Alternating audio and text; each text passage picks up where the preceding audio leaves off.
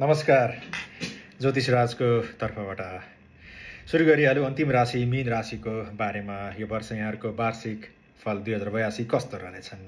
मीन राशि भएको व्यक्तित्वहरूको लागि जति पनि मीन राशिका जातकहरू हुनुहुन्छ उहाँहरूको जीवनमा स्टेबिलिटी आउनेछन्, जुन अहिलेसम्म भएको छैन भने। आन्तरिक शक्ति पत्ता लगाउने र सपनाहरू साकार पार्ने समय रहेको छन्। भावना र यथार्थ बीच सन्तुलन कायम गर्नुपर्ने एकदमै जरुरी रहेको छ। सुरु गरिहालौँ।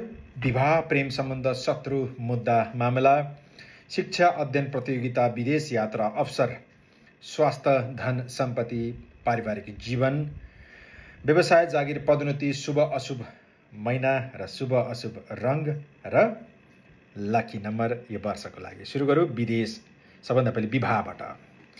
विवाह र प्रेम सम्बन्ध। प्रेम सम्बन्धमा नयाँ मिठास, नयाँ कुराहरू आउने सङ्केतहरू रहिरहेको छन्। विवाहितहरूको लागि सन्तान र दाम्पत्य जीवनमा सकारात्मक ऊर्जा देखिन्छ।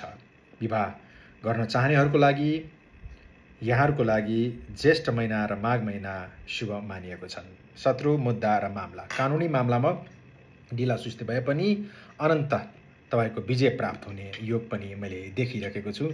विजय प्राप्त हुने यहाँहरूको समय पनि मैले देखिरहेको छु यसमा। र यसै गरी शत्रु जो हुनुहुन्छ, ईर्ष्या गर्नेहरू अलिकति सक्रिय हुनेछन्, यसमा विचार चाहिँ पुर्याउनु पनि जरुरी छ। साउन र मङ्सिर महिनामा यो विचार चाहिँ अलिकति धेरै पुर्याउनु पनि जरुरी छ। शिक्षा, अध्ययन र प्रतियोगिता।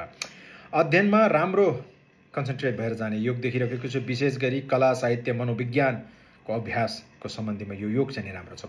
प्रतियोगिता गर्दै हुनुहुन्छ, सफलता पाउनको लागि लगनशील भएर अगाडि बढ्नुपर्ने जरुरी देखिरहेको छु। भनेको त फोकस हुनुपर्ने जरुरी देखिरहेको छु।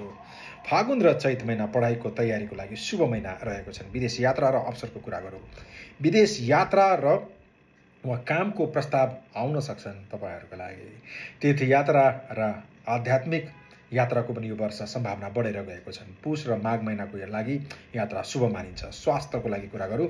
मानसिक थकान, अनिन्द्रा, एलर्जी, पाचन क्रियामा अलिकति अप्ठ्यारो पर्ने, हतार गर्ने, अचानक नर्भस भइहाल्ने यस्ता कुराहरूमा विचार गर्नुपर्ने। त्यसको लागि योग, साधना र मेडिटेसनको मस्ट जरुरी रहेको छन्। धन सम्पत्तिको कुरा गरौँ।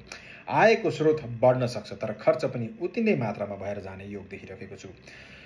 अप्रत्याशित रूपले खर्चहरू देखिन्छ, यसमा अलिकति कन्ट्रोल गर्नुपर्ने छ। यानि माइन्ड सेट गरेर हिँड्नुपर्ने जरुरी छ। माइन्डलाई कन्ट्रोल गर्नुपर्ने जरुरी छ। फागुन र वैशाख महिना वित्तीय योजनाहरू बनाउने उत्तम महिना रहेको छन्। पारिवारिक र जीवनको कुरा गरौँ। परिवारमा मेलमिलाप र सहयोगको आत्मीयता बढ्नेछन्, राम्रो हुनेछन्। सन्तान प्रगतिको गर्व गर्ने समय छ। यानि सन्तानबाट यहाँहरूलाई गर्व हुनेछन्। योभन्दा पहिलेको वर्षहरूमा जति गर्व भएको थिएन भने यो वर्ष तपाईँहरूको मीन राशिहरूको लागि गर्व गर्ने समय रहेको छ। आमा बुवा या ज्येष्ठ दाजुभाइहरूबाट प्रेरणा मिल्ने समय एकदमै रहेको छन्। व्यवसाय, जागिर र पदोन्नतिको कुरा गरौँ।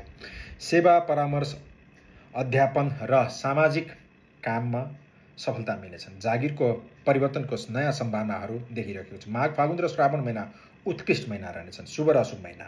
शुभ महिना फागुन र वैशाख, माघ महिना शुभ हुनेछन्। अशुभ महिना कार्तिक र असार चाहिँ अशुभ महिना रहनेछन्। भाग्यशाली रङ यहाँहरूको हल्का निलो रहनेछन् र हल्का पहेँलो, हल्का निलो भन्दा पनि हल्का पहेँलो रहनेछन् र डार्क पहेँलो यो दुईटा रहनेछन् भने अङ्क चाहिने 3 र 9 यो वर्षभरि रहनेछन्। मीन राशिलाई पनि 7.5ले सताइरहेको अवस्था छ। ओम सम शनिश्चराय नमः, ओम उल्के मम रघुम नाशाय यजृम्भय स्वाहा, ओम ब्रिम बृहस्पते नमः। यो मन्त्र जाप गर्नुहोस्। बिहिबार र शनिबारको दिनमा शुद्ध भोजन, सूर्योदयभन्दा पहिले र सूर्यास्तपछि। राशिले जे जस्तो भए भने पनि ग्रह यदि तपाईँको जन्मपत्रीमा बलियो अवस्थामा बसेको छन् भने राम्रो सङ्केत पक्कै पनि दिनेछन्।